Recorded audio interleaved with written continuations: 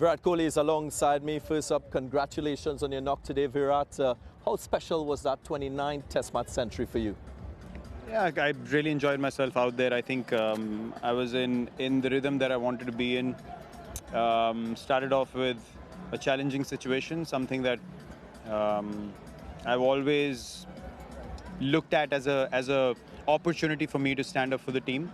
And these are the situations where I switch on completely and I'm in the contest. I have something to overcome, and that gets the best out of me. So yeah, I was pretty happy with the way I went about things. I took my time.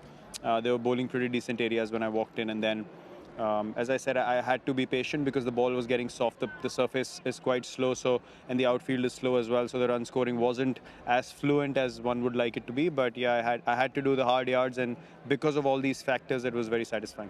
Yeah, we were all thinking that it was a special knock because your last Test match century away from home came way back in 2018 against Australia. Does that resonate with you a little bit more? Well, honestly, these things are for others to talk on the outside. I've got 15 hundreds away from home.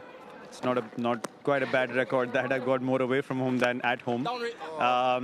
So when we haven't played 30 Test matches away from home. It's like I don't know the number of Test matches, but it's not a huge number away from home. Obviously, you want to contribute as much as possible. I've got a few 50-plus scores, but with me, if I get 50, it's like I missed out on 100. If I get 120, it's like I missed out on a double 100. So I just have to focus on what I can do for the team and try to bat to the best of my abilities and help the team as much as possible, which I've done in the past as well.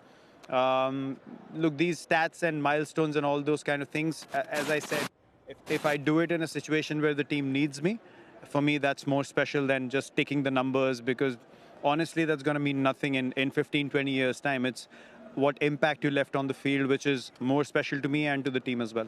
Yeah, talking about that impact, Virat, we've looked at you bat across formats all over the world. The one single constant is that intensity and focus every time you stride to the crease. What accounts for that?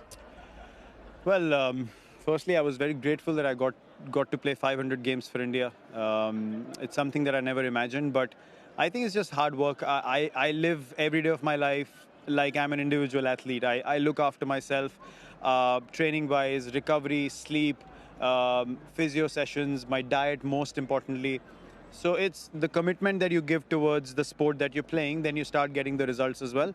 And when the time is not, when you're not going through a purple patch, all these factors really help you to grind it out there in the middle. For me, converting a 1 into 2 is easy runs. And I would never leave that opportunity. I'm not going to stand there for 3 hours waiting for a span of 10 boundaries to come and suddenly I'm scoring runs. If I score 6 boundaries, I'm already batting on 90, which helps me to stay off pressure and also keep the scoreboard ticking. And for me, my fitness is the most important thing that helps me switch between formats pretty easily, because I feel like I can bat for 300 balls, I can strike at 170, I can bat a long innings in ODI cricket as well, and I can field with intensity all day long as well, whether it's Test matches, T20 and ODIs. So I'm just committed to playing the game at the top of my fitness abilities, and that I take a lot of pride in.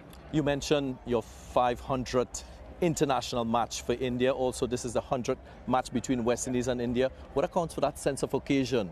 Yeah, it's quite special. I mean, just in general, West Indies and India go back a long way.